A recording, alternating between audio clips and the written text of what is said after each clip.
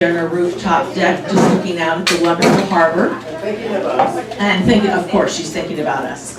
So she's on out there, and we just have to make do, I guess. So welcome, everyone. If you don't know the building, there's bathrooms right across the hallway. Buffet luncheon. Make sure you pay your $10 before you participate in the luncheon. We will have announcements in a few minutes as soon as people get a little bit organized. Today our speaker is with the Cincinnati Educational Justice Coalition. Through the work with ARROS, an equity report has been created that really talks about that whole separate but equal. And it's going to be really looking at what that is. This is a brand new report that has just been released as part of the Poor People's Campaign. So we're working in close collaboration with them. So are there any announcements that people would like to share with us? Trinity has the mic here if you would like to raise your hand and so that she would be able to reach you. AFTAB folks, do you want to have any comments? Want to make it? Come on, Trinity, why don't you give them the mic? Hello.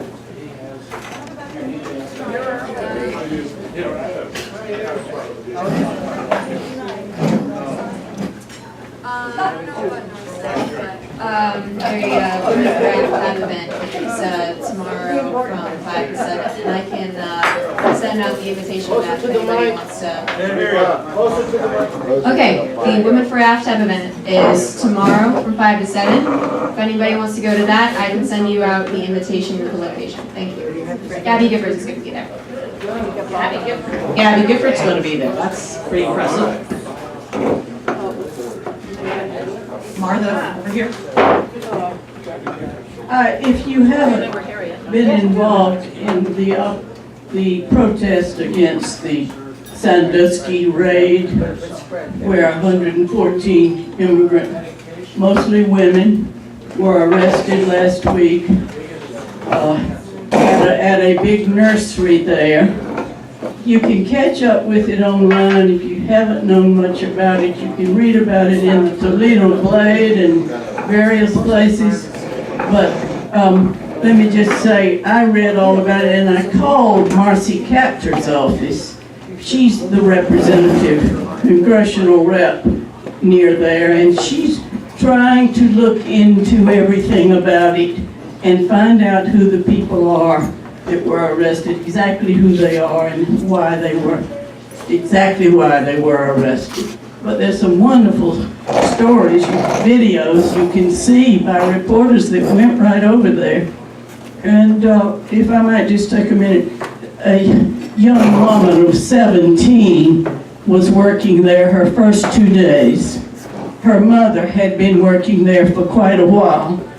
And so they both were handcuffed, their hands behind them.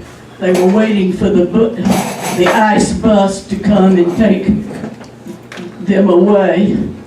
And of course the young girl was born here. She they assumed would not be taken, but she was handcuffed behind her back. She could edge over to her mother, who was also handcuffed, and she was crying. And the mother said, "Yulia, don't cry. This is not a time to cry. You've got to take care of the little ones." And let me just tell you, don't ever forget your Social Security number. You know, this is a horrible thing. I told Captor's office, I said, I don't want to live in Nazi Germany. I would have to be illegal somewhere, be a refugee somewhere. This is the first major raid in Ohio, I believe, although some people may know more about it than I do. Thank you, Martha. Hi, Martha. Martha has written an article to go into Street Vibes, where she's made a very definite connection between FC Cincinnati and Cincinnati Council and Mayor John Cranley as to how this all has taken place. So it's going to be in Street Vibes. It is a I'm sorry, a kick-ass article, so thank you very much, Martha. We're sharing it around, we'll be forwarding it to people, but it's just a great article because she really makes that direct connection to what happens in city council and what happens before the voters know anything about it. So any more announcements? Okay, then we're gonna, oh yes, Marlene is back there.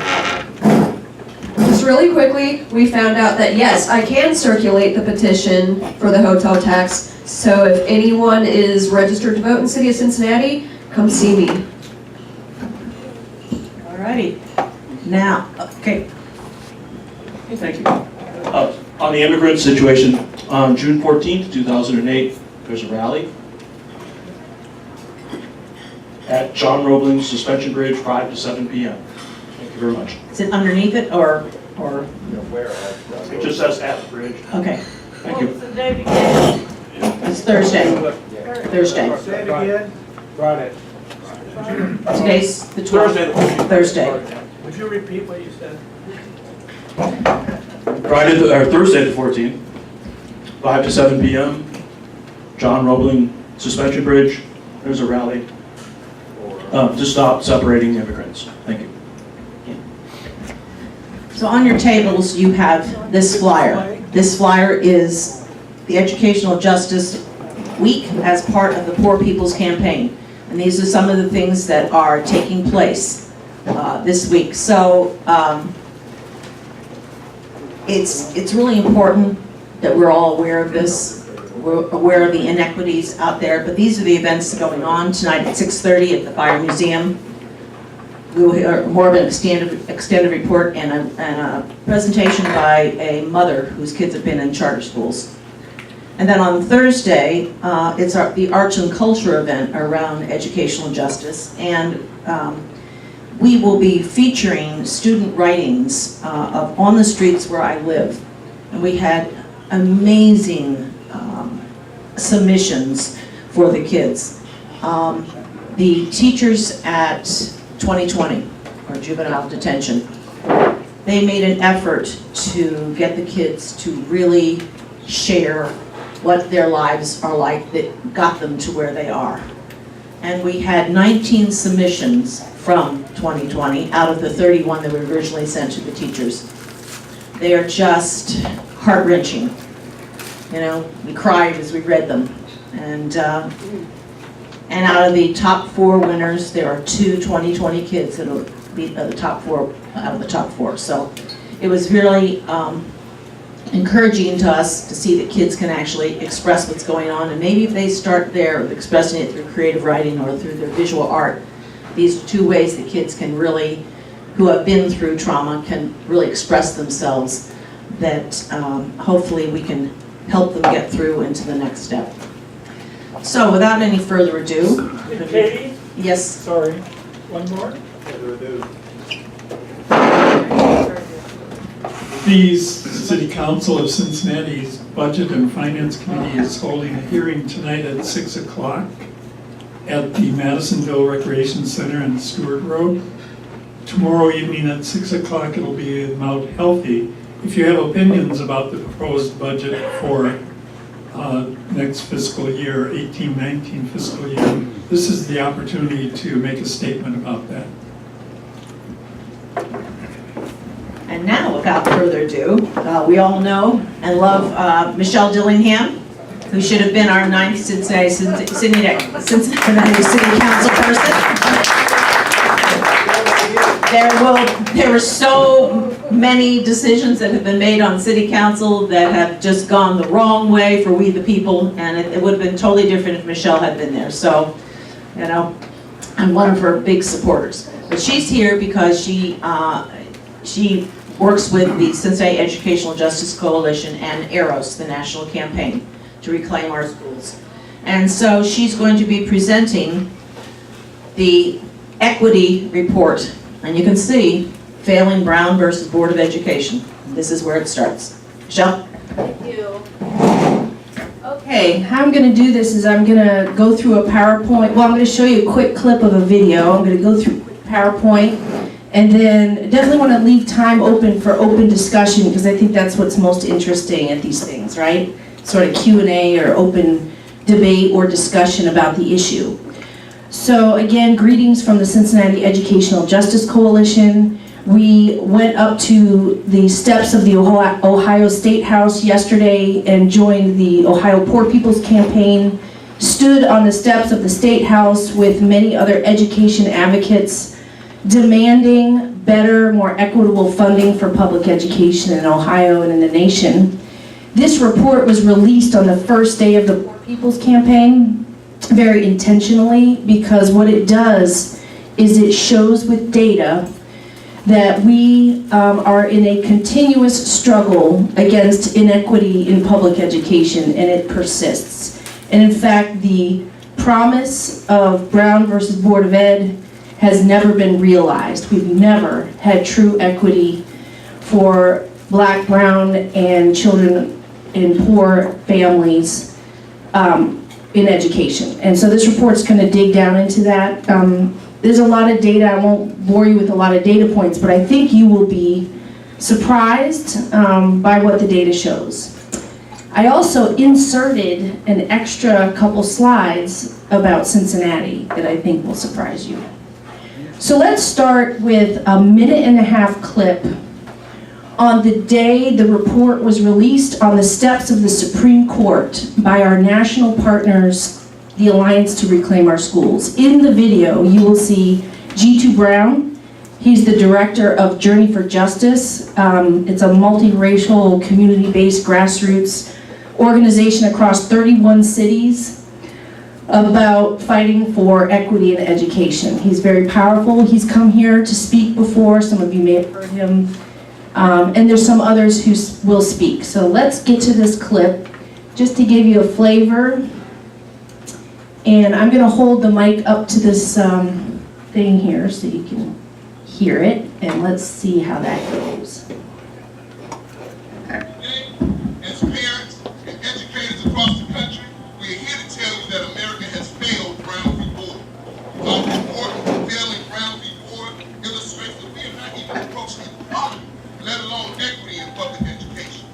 We do not have failing schools. As a public, we have been failed.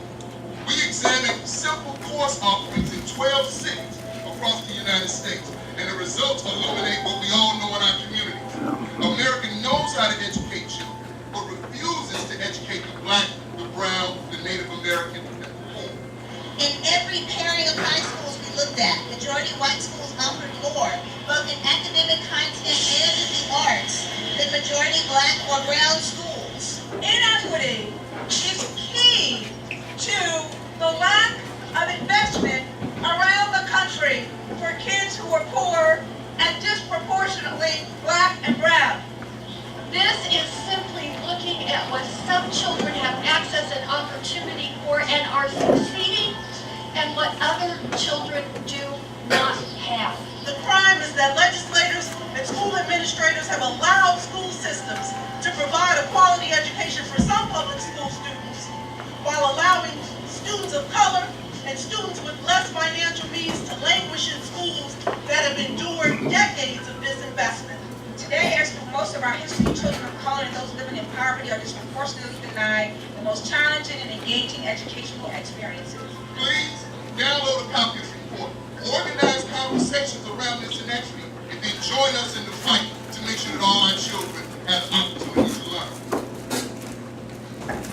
Okay, so that's what we're doing. We've organized a conversation, and that's this conversation today, and the conversation continues this evening at a teach-in that we'll have at the Fire Museum starting at 6:30. Oops, let me stop my computer from talking. Okay, so let's get to the report. Don't need to do that. So, just to give you a framework here, and you don't have to see the slides really, and I know it's hard to see the slides, so don't feel like you have to see them, because I'll go through it.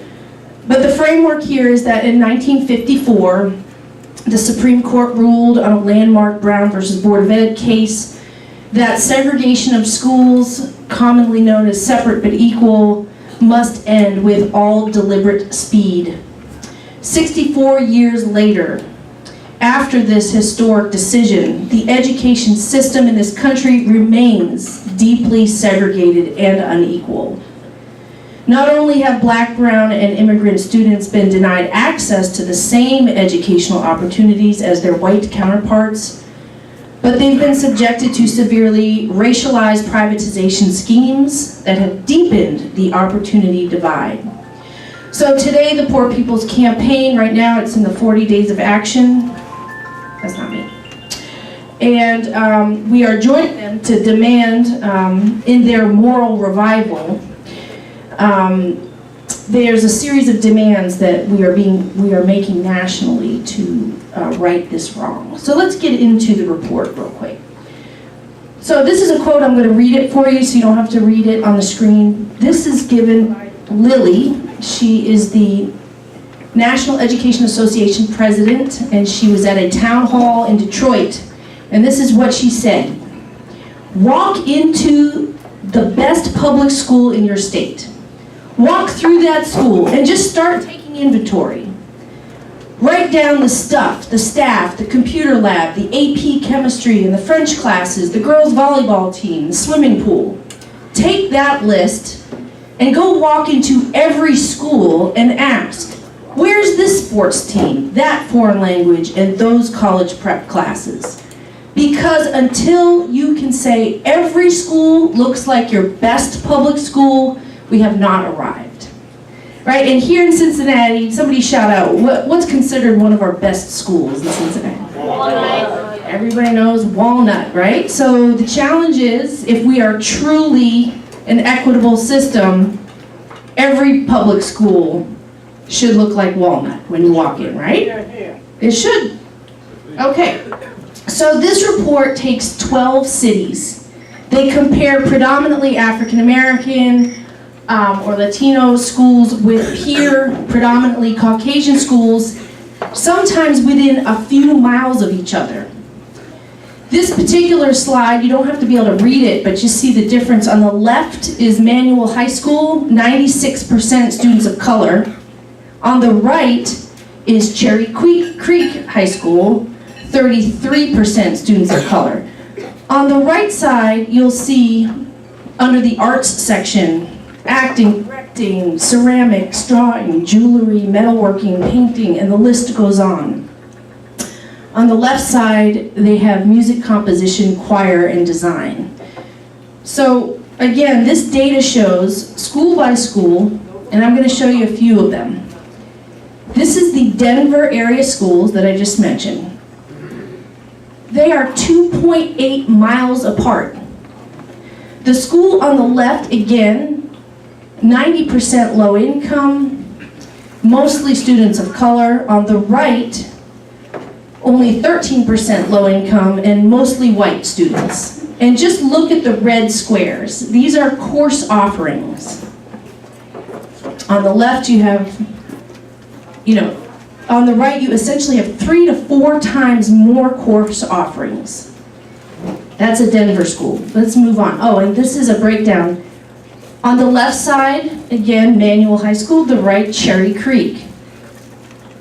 Subject by subject, there is a drastic difference between what these schools, and they're both public schools, what they're offering their students. So starting at the top, we have math, and we have English, science. Look at the difference in science. On the left, they have biology, chemistry, human body systems, and biomedical. On the right, they have 4 times as much. They have astronomy, biochemistry, horticulture, marine biology, and the list goes on. They're 2 miles apart in Denver. Yes. Okay, so here is the difference in foreign language. On the left, that school has Spanish 1 and Heritage Spanish. On the right, they have Chinese, French, German, Latin, and the list goes on. Arts, very different. Phys ed, and the list goes on. Here's another city, Mississippi. These 2 schools are 13 miles apart. The school on the left is 100% low income and 99% African American. The school on the right is 74% white, so mostly white. And again, you can see the contrast in the number of courses in science and social studies. The white students are getting almost twice as many offerings. Here's New Jersey, the same story. These schools are 6.6 miles apart, and yet the whiter, more resourced schools are getting twice as many course offerings. And here's Wisconsin, 7 miles apart, again, same story. So for all 12 cities, before I get to Cincinnati, this same finding was shown time and again and again and again. So I thought, well, since Cincinnati wasn't included, I thought, I'm curious about Cincinnati.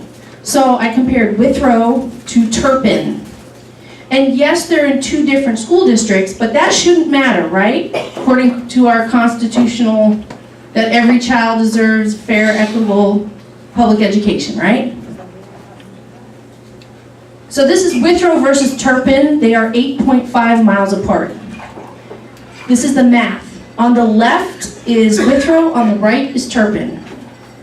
So not too much different, but Turpin definitely has more math being offered.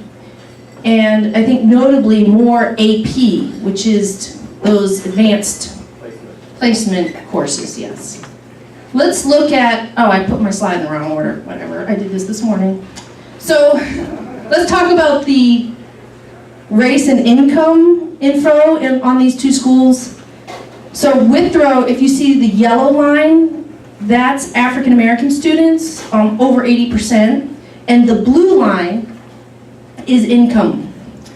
So that means economically disadvantaged. So like 100%, almost 100%. Look on the right side is Turpin. The purple is white. So mostly white students. Okay, so very contrasted 2 schools, 8 miles apart. Let's continue on with their course offerings. Foreign language. On the left is Withrow. You get Spanish, college Spanish, and French. At Turpin, you get Mandarin, advanced Mandarin, German, Spanish, Latin, advanced Latin civilization and literature, and the list goes on. Let's look at science. At Withrow, you see the science listing on the left, biology, physical science, chemistry, physics. On the right side, you get AP chemistry, earth science, forensic science, astronomy, physics, biochemistry, human body systems, and the list goes on. I think this is the last comparison in social studies. You see on the left, Withrow gets your basic sociology, psychology, history, American government. On the right, Turpin gets, I would say, probably 2 or more times as many variety of course offerings, from macroeconomics to world culture to modern America, and the list goes on. And finally, there was a whole bunch more of course offerings that Turpin has that I didn't even see listed under Withrow. They have film, music, chamber choir, concert band, marching band, theater, advanced theater, child development, family studies. Their English language course offerings include fantasy, humor and satire, mystery and horror, a ton of different English offerings. So you get the picture, I hope, that these are 2 public schools, 8 miles apart. The only real difference is one is low income, mostly children of color, the other is mostly white. And look at the difference of what they're offered. So here's the findings of the report. In every pairing of high schools, majority white schools offered more, both in academic subject areas and in the arts, than majority black or brown schools.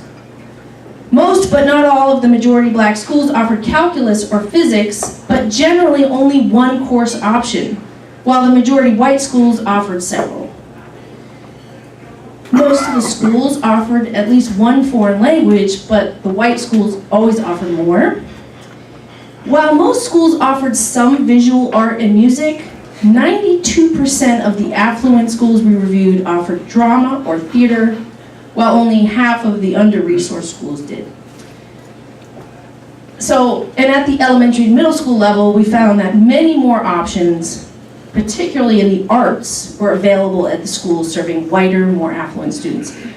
I have really synthesized the findings into just a few bullet points. There's way more data and information in the report. Notably, it makes the case that when you don't offer interesting, engaging, culturally relevant curricula, that has an effect on future, pathways into college and income and beyond.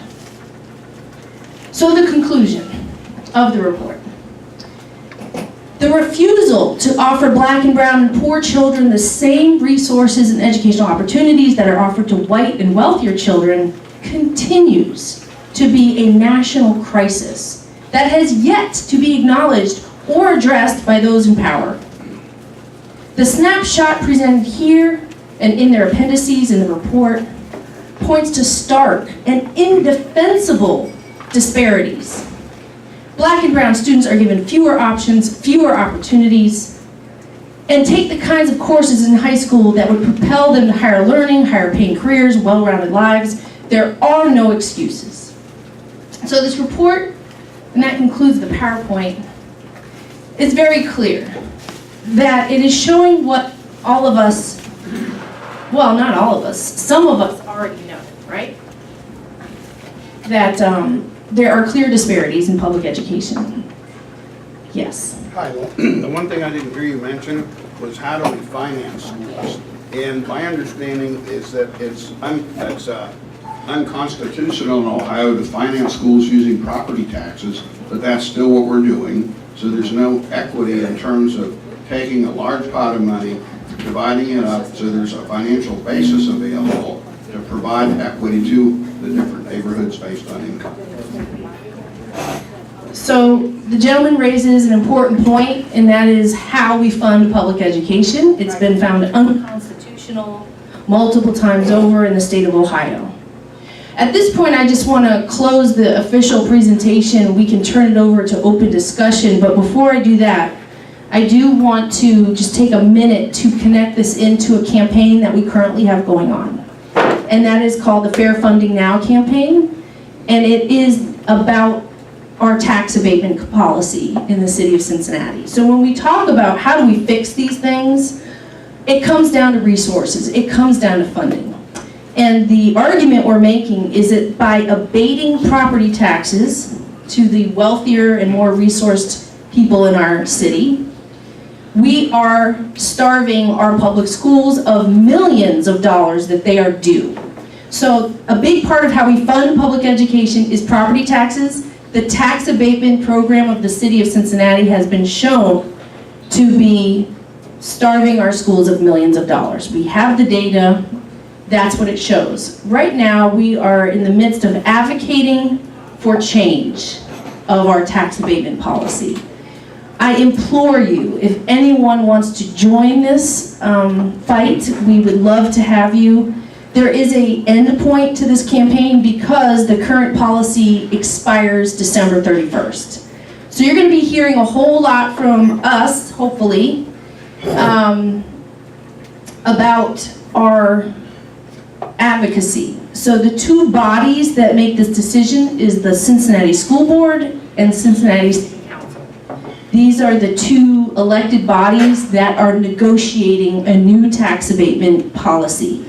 They had their first meeting last week. Members of our group showed up. We testified, urging them to do better by our schools.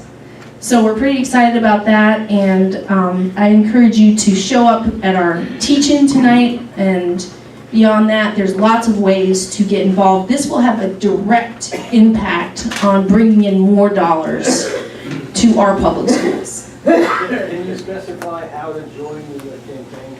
So there's lots of, we have a monthly standing meeting. It's always on the second Thursday of every month.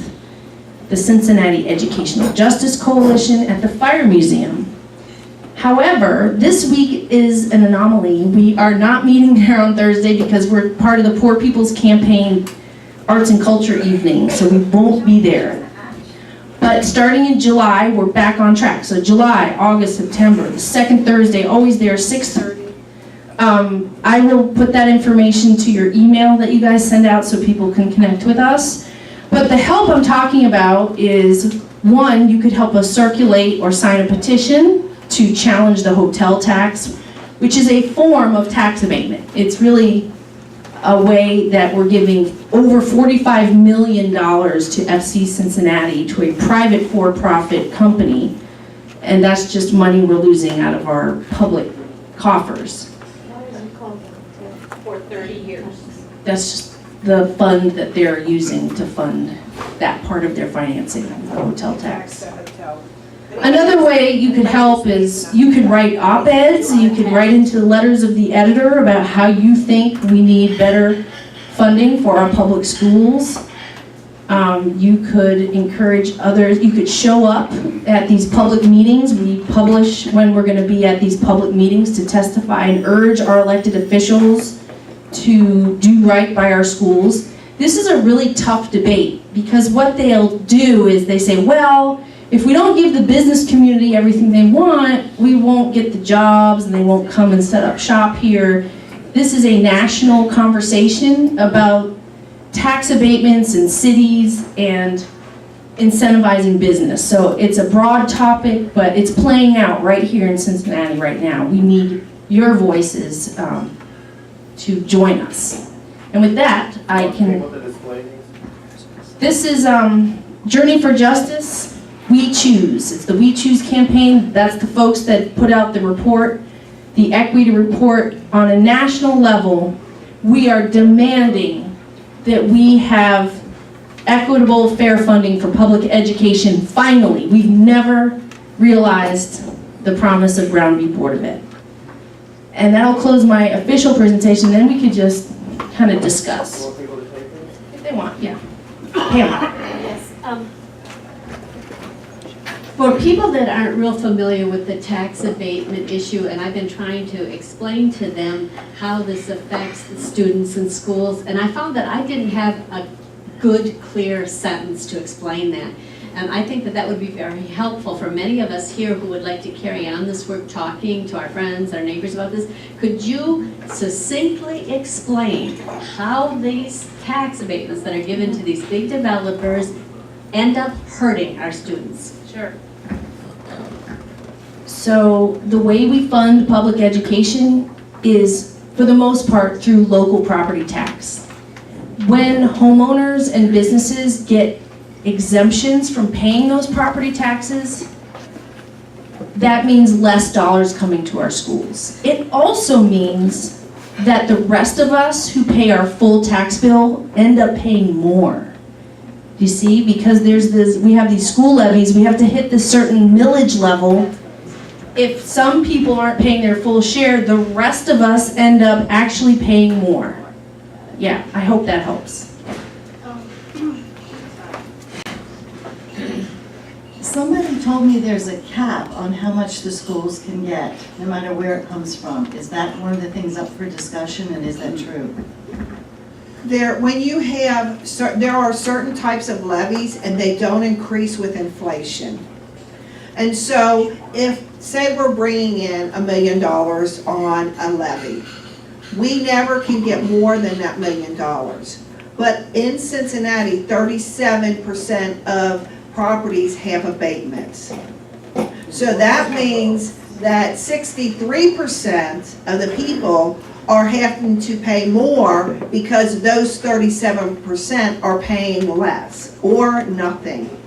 And so what it makes it difficult is because the property values go up, they adjust the property values so that they can bring in that millage that was approved on the levy. So if there are 37% who aren't paying their fair share, it makes it harder to go back to the public to pass another levy because you're paying at an inflated rate if you don't have an abatement.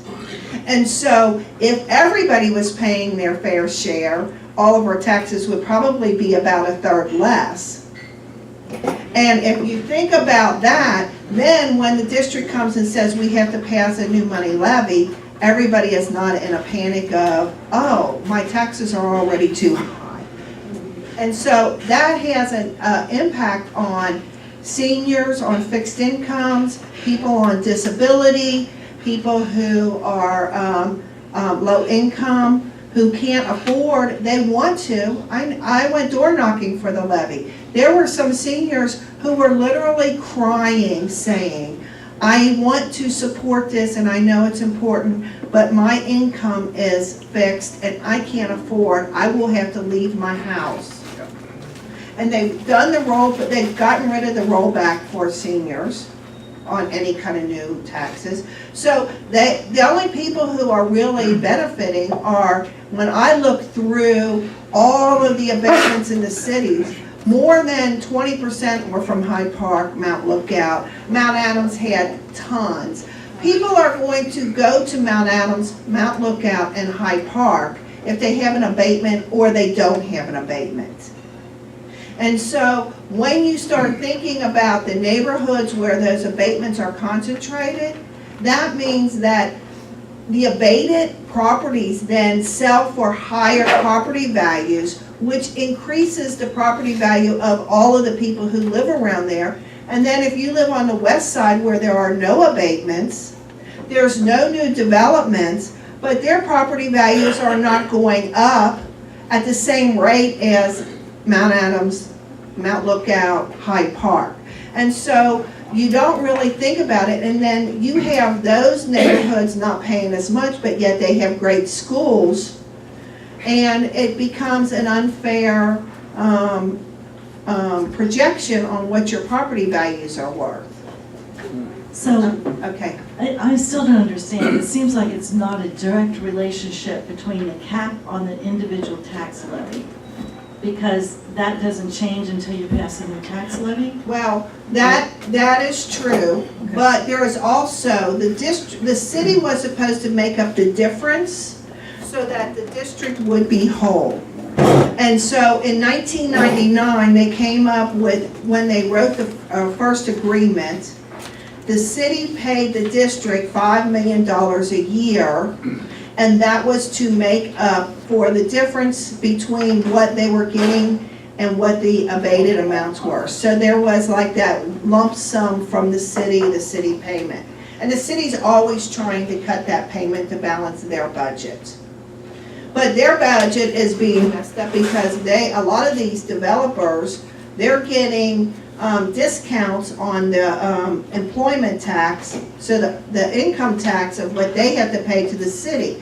When they put in the GE development downtown, I think it was, they lowered it by 18%, was it? They paid back to GE 85%. 85%, so they paid back 85%. So the city is missing out on 85% of the income tax that all of the other businesses are having to pay because they give GE back that 85%. I just want to draw people's attention. Julie is the president of the Cincinnati Federation of Teachers. She crafted an open letter to PG Sittenfeld and his committee. We are circulating that letter. It has some very dramatic numbers showing you how many millions of dollars are literally going out the back door of City Hall to developers and the wealthy among us. Yeah, I was just thinking the same thing. If it's 37% of the properties have abatements, in terms of actual cash money, that figure must be 60% or 70% of the actual tax that could be collected. Well, we get 25%, CPS gets 25% of the abated amount. Okay. So that's part of the agreement. So they're not getting, CPS is not getting zero, but they get 25% of the value. But the library gets zero, the zoo gets zero, the senior services get zero. All of those other levies that are on your property tax bill, they get zero because they weren't part of the agreement. So that is hurting them, the full 37%. letter, a link to your letter? We can send the letter electronically. Wait, Michelle. So the question I actually have It's is coming that around here. you showed, the report showed 12 different cities, and you compared Turpin and Withrow. Do you have figures that show within the same school districts what the disparities are? We can do that. I did that in 20 minutes this morning at my desk. So all this is mostly public information. So you could go to CPS website, and there has been Teacher Leadership Institute. We've had teachers who have done equity assessments within the district, and those reports are available if anybody's interested. I just want to reiterate that this debate is, the people on the other side of this debate who want to maintain the status quo of getting these abatements are highly resourced, very influential, powerful people like Jeff Birding and his shareholders. You saw the debate during the FC debate and how that played out.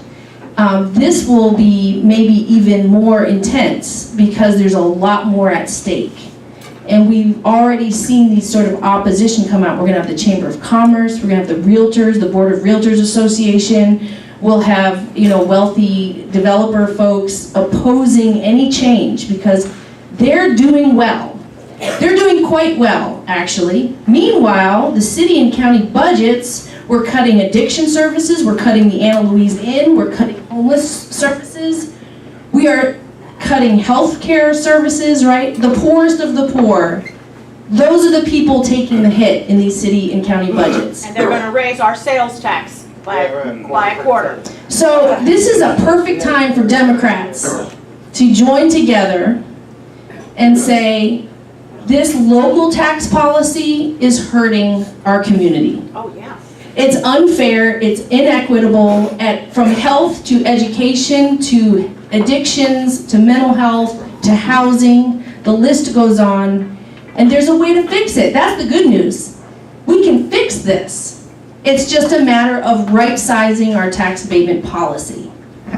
What, can you summarize the position of the Federation of Teachers in these debates and meetings that are going on right now? What would you like to see? I would like to see that the schools get their fair funding. One of those ways to do that is when we go into that, when there's a new agreement, because abatements are not going to go away, but they need to be done in a way that's going to be beneficial for our city. They need to go into neighborhoods that need new development. They don't need to go to Mount Adams. They don't need to go to Mount Lookout. They don't need to go to Hyde Park. Those areas already have waiting lists of people trying to get in. And it's actually, now the people in Hyde Park are starting to see that the abatements are harming their neighborhoods because they are now, developers are tearing down homes that are historical homes that families have lived in, and they are just tearing them down so that they can build a bigger multi-family complex, and then that is all abated. So it's really making people come in and change what their neighborhood was like previously. Will you also be advocating that the new agreement include the zoo? Yes, I would like to, and I have had a conversation with somebody who works with all of those organizations on their levies, and we're going to try to convene a meeting sometime this summer prior to them beginning the negotiations for the new agreement, because it really is not fair to any of those other organizations either. Their educational workers. Yes. I think thanks to the Cold War, we're always afraid to use the word class, but this is a perfect example of how a class system is perpetuated. What strikes me is, even on the level of higher education, how else can I put it, this capitalist pressure to focus exclusively on what's useful for business is now leading to a tax on humanities as a waste of time in the college level. But it's precisely, I would say, as biased humanities professor, that it's precisely humanities which and this range of social science courses, as you mentioned. So, you have a president who doesn't know when the War of 1812 was. But this is what fosters critical intelligence, and that's what they're scared of. I mean, going back to 1968, there was just a good documentary on 1968. I was at a meeting in the 60s in Yale, representatives from 230 colleges who came to support the student strike as a result of the invasion of Cambodia. And what was touching to me were the kids from the Middle West were saying, they lied to us. We had no idea. They lied to us. Well, they've been lying to us for centuries, but I think this is an important dimension of an analysis, the class dimension. What are the typical amount of years for which a tax abatement runs? I'm very interested in that. So they're 10 to 15 years, but these TIFs, tax increment financing, it's another tool that diverts public money over into a special fund where only certain people get to decide how it's used. Those have been like 30 years. This FC soccer financing deal has terms of 30 years for this hotel tax, which we're trying to circulate a petition to get up to the ballot. So for the next 30 years, every time someone rents a hotel room in our city, FC Cincinnati gets a piece of it. It's going to be over $45 million at the end of the day. This is public money meant for a line item to support public infrastructure, and it's going to a private corporation. And we would love your help to get that circulated up to the ballot. I had to plug that again. I have a question. If you undo the FC Cincinnati deal, are you gonna, oh, sorry. If you undo the FC deal, will you be able to hold on to what they're going to contribute to Taft High School? Will you be What able are to? they contributing to Taft High School? From what I understand, they were going to help build, it was conditioned upon a new stadium for the school. Yeah, Taft has a new stadium. It was just built in the last 5 years. But this is just a piece of the financing that we're challenging. But I thought Yeah. their stadium would be going to Cincinnati, the land. And they would Yes. have to come up with a new stadium. And that would be contributed by FC Cincinnati, as opposed to, in addition to soccer programs and other things for students. They're Well, all none of that has been, I just want to be clear. A lot of what people are mentioning that FC has made promises, that was not in the community benefits agreement or not enforceable anyway. So we're very suspicious of a lot of these promises made, because just like when Jeff Birding negotiated the Paul Brown Stadium, many promises were made to the African American community that were never delivered. So we have very low trust in any of those promises, plus they're not included in a legitimate community benefits agreement process. But this particular, if this were to be successful, they would only be losing about $1.5 million a year. And these men are billionaires, and we are pretty sure that the project will still go. They will be able to, they're already paying MLS $250 million. So we feel like if we were successful in pulling back our hotel tax money, they're gonna be okay. We're not worried about them. Yes. I love that they lost their first game to an MLS team, the worst MLS If you think about the tax abatement in 1999 as a social experiment, That's right. then there should be some evidence to show whether or not these tax abatements have in fact prevented businesses from leaving town. Where's the evidence for that? What does the business community have to say? Here's the proof that it works. As far as I can tell, there is no proof that it works, other than Hyde Park, for example, is using it very well. There are no criteria by which someone would be turned down for a tax abatement. If everybody gets it, then nobody needs it.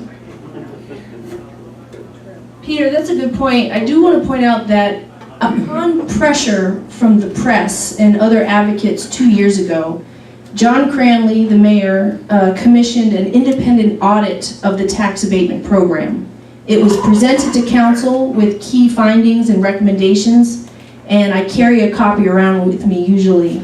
But what it showed was that we're not getting a good return on that investment. It's not being done strategically. And in fact, in many cases, we're not even sure what we're getting for those original deals. Also, there's no monitoring, there's no evaluation, and in many cases, these people who get abatements come back and get extensions, and there's no policy that sets the parameters for extensions.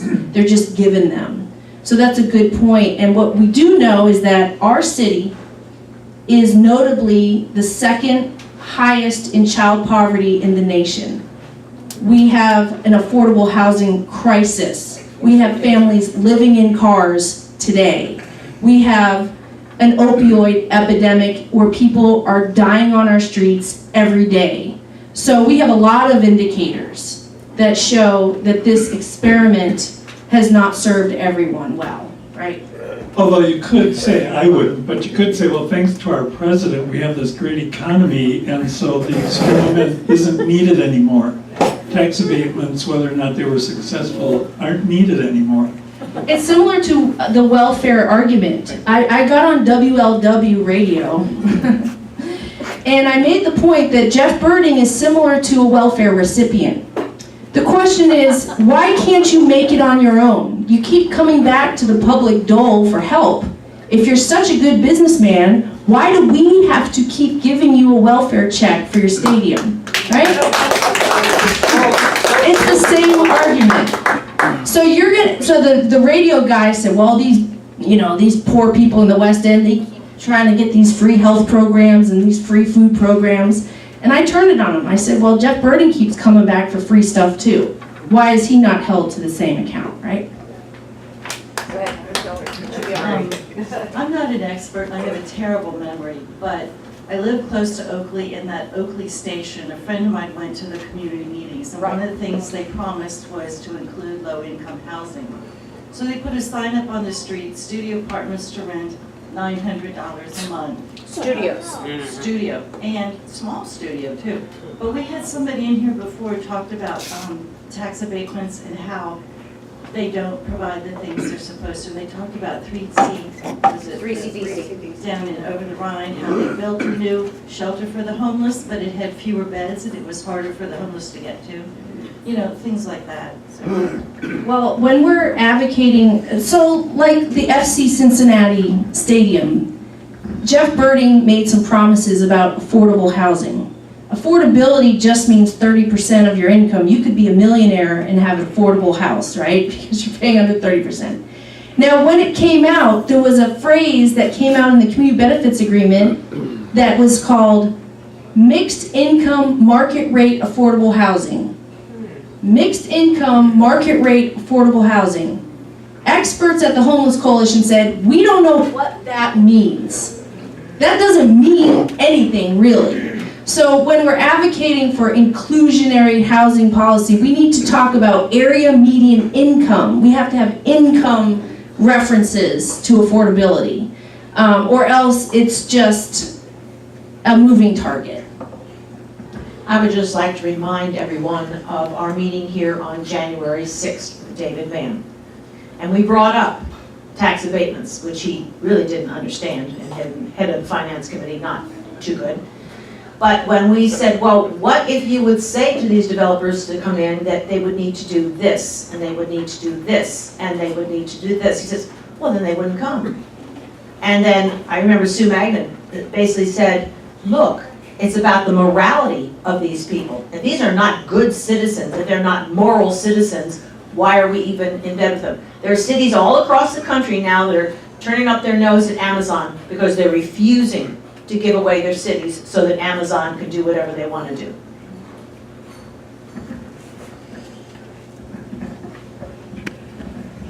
I hope that maybe you could provide some insight. Some of you here know that I've been very active in a group in Hyde Park that is opposing a massive development company that's trying to bring in a structure right there where La Rosa's is, a 7-story building that's going to be apartments, and I think the cheapest apartment there is going to rent for $1,900 a month. these are not going to be individual homes. They're not going to be houses that can be taxed and that would go back into our property tax system. This is simply going to be a giant building for which they are going to apply for a tax abatement. Because I directly questioned the owners and said, I want to know. And they said, yes, we are going to apply for that. So, and I've personally met with almost every single city council member about this with a group of people. And many of the city council members it's pretty obvious they're going to be in favor of this development company. What is the argument that the development companies are using to sell these kind of projects? How do they manage to convince? And they have paid, for the rest of you that don't know this, they have paid lobbyists that work in city council to lobby for these things. Paid lobbyists that have access that you and I never had. We have to go begging to get a meeting with one of these city council members. I believe that all you have to do is look at their campaign finance reports. See who has contributed to their campaigns. And I brought this up. I said that to David Pepper and people were not happy with me. We should have looked at John Cranley's list of, who contributed to his campaign. All these corporations from Texas and from every place else, not citizens of Cincinnati who cared to have Cranley, but look at their campaign finance. These people are paying for their campaigns. So it can feel overwhelming and frustrating. I know Peter is someone who could definitely talk for many hours about the frustration of the community not being heard in an authentic, genuine way as development is considered in neighborhoods. Peter and a group put together a whole policy of how to change the way development is done and approved in our city by including, authentic community engagement. This thing that I'm talking about, the tax abatement policy, in my mind, this is one way to rein in these out-of-control abatements, right? There's some interesting policy questions that we could say, what else do we want to build in to this tax abatement policy that ensures community voice, that ensures affordable housing? That, other cities are doing this, and we're looking to other cities for good ideas on how to better do development that's more equitable and fair and engaging with the community that lives there.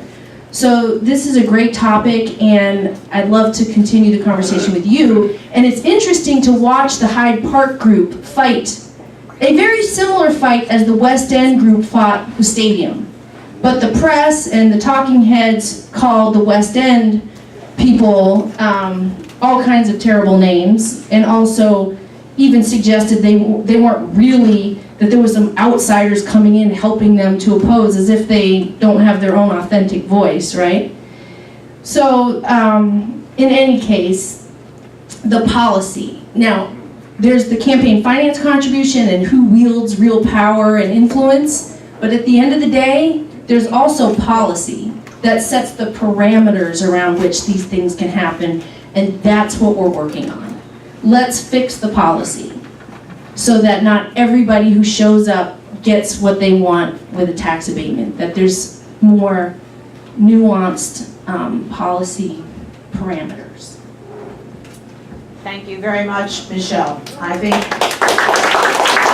the more we know, the grayer my hair gets. It's just like we have a lot of work to do. But I think it's the message. We need to get the message out here to people, to the community, to say we need to say what's going on. And hopefully when we go into the next city council election, we're going to have some information on some of these folks and who they're speaking for rather than we the people. So next week we have the Democratic candidate for Hamilton County Commissioner, Ms. Sumaro Dumas. We had James Wolfe a while ago, and she defeated James Wolfe, so she's coming next week. I've never met her. I don't know anything about her, but I think it's time for all of us to get to know her and see what she has to say. So looking forward to seeing you all next week.